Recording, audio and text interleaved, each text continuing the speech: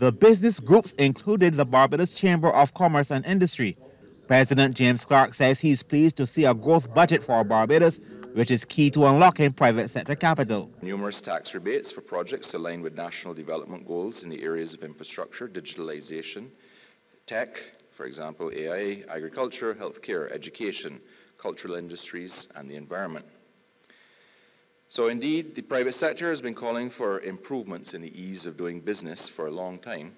So creation of Business Barbados and the digitalization of all government services onto a common platform, coupled with the strengthening of digital space and skills in Barbados to make the island truly accessible on a global scale and to contribute at that level is most welcome. Chairman of the Private Sector Association, Trisha Tannis, says she's happy with the majority of the budget's content. We've been asking for several years, if not longer, for ease of doing business, business facilitation, regulatory transparency, and the like. Some of the things, though, that we do need to see is cohesiveness, though, across all of the various touch points.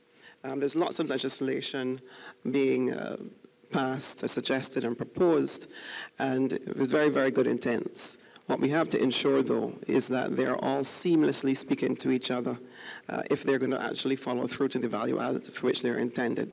Minister of Energy and Business Development, Senator Lisa Cummins, meanwhile, has provided an update on Business Barbados, the new independent entity being established to help address regulatory issues faced by local companies. I hope that over the coming weeks, starting April 1 in 2 weeks, Trish, not next week, in 2 weeks, we will be in a position to come to the public. And the only reason why I haven't come to the public, in fairness, is because we have respect for the labor unions with whom we are currently engaging, and workers are being navigated. They are sitting at the table with the consultant anchoring this process, and out of regard for them and our workers who are actively engaged, we can't come to the public without internally completing our processes with them.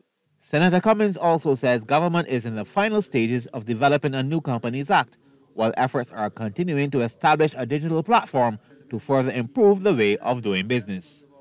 Sean Farrell, CBC News.